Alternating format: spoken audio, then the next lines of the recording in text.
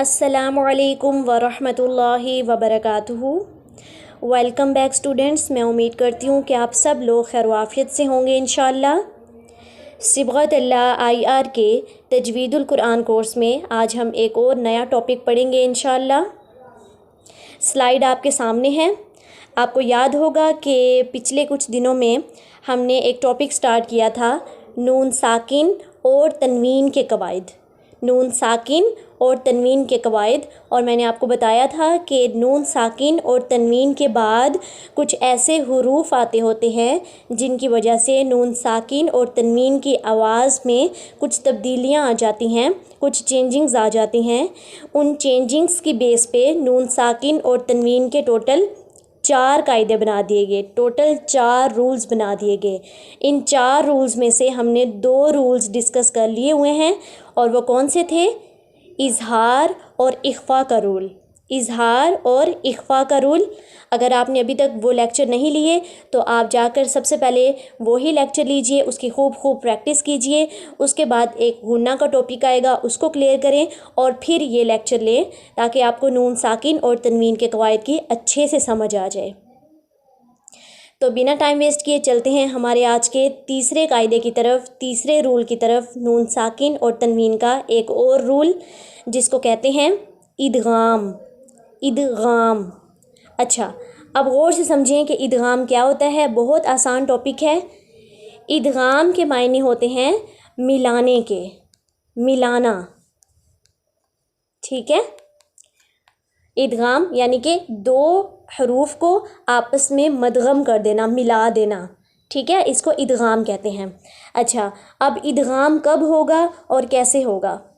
سب سے پہلے تو یاد رکھیے، جب نون ساکن یا تنوین کے بعد، نون ساکن یا تنوین کے بعد جب حروف یرملون آ جائیں گے تو ادغام ہوگا۔ جب حروف یرملون آ جائیں گے تو ادغام ہوگا۔ بات سمجھ میں آ گئی ہے؟ جب نون ساکن یا تنوین کے بعد حروف یرملون میں سے کوئی حرف آ گیا تو ادغام ہوگا۔ اب مسئلہ کھڑا ہو گیا کہ حروف یرملون کون سے ہیں؟ بہت آسان ہے، بہت آسان ہے، پریشان نہیں ہونا۔ دیکھیے، الف سے لے کر یا تک ہم نے پڑھے تھے، حروف تہجی یا پھر حروف مفردات یا پھر مخارج پڑھے تھے، انہی میں سے حروف یرملون نکلیں گے۔ حروف یرملون جو ہیں وہ 6 ہیں۔ کون کون سے؟ یا، را، میم، لام، واو اور نون۔ یا، را، میم، لام، واو، نون۔ اب ان کو یاد کیسے کرنا ہے؟ یہ بھول سکتے ہیں نا؟ اب ان کی بیس پہ ہی ان کا نام رکھا گیا ہے۔ یا، را، میم، لام، واو، نون کیا بن گیا؟ یرملون۔ حروف یرملون، یا، را، میم، لام، واو، نون، حروف یرملون۔ تو نون ساکن اور تنوین کے بعد جب یا، را، میم، لام، واو اور نون ان میں سے کوئی بھی حرف آ گیا، یہ میٹر نہیں کرتا، یہ ہمارا مسئلہ نہیں ہے کہ ان کے اوپر زیر ہے، پیش ہے، زبر ہے یا پھر یہ ساکن ہے، یہ ہمارا مسئلہ نہیں ہے۔ بس یا، را، میم، لام، واو اور نون، اگر ان میں سے کوئی حرف آ گیا، نون ساکن اور تنوین کے بعد حروف یرملون میں سے کوئی حرف آ گیا تو وہاں پہ ہم ادغام کریں گے، یعنی ایک حرف کو دوسرے حرف کے ساتھ ملائیں گے، ٹھیک ہے۔ اب آ جائیے کہ ہم نے ان کو پڑھنا کیسے ہے۔ اگزامپل دیکھیے، اس میں آپ کو نون ساکن نظر آ رہا ہے؟ نون ساکن کے بعد یا ہے، اور یا حروف یرملون میں سے ہے، اس لیے ہم اس کو پڑھیں گے من یقول، من یقول، میم کو یا سے ملا رہے ہیں، من یقول، درمیان میں تھوڑا سا غنہ آ رہا ہے، من یقول، ٹھیک ہے۔ نیکسٹ، اب اس میں دیکھیے نون ساکن نظر آ رہا ہے؟ نون ساکن کے بعد کیا ہے؟ واو، اور واو حروف یرملون میں سے ہے، تو اس کو پڑھیں گے من ورق الجنت، من ورق الجنت، میو، میو، یہ جو ہم میو کر رہے ہیں نا، میم کو واو سے ملا رہے ہیں، اس کو ادغام کہتے ہیں۔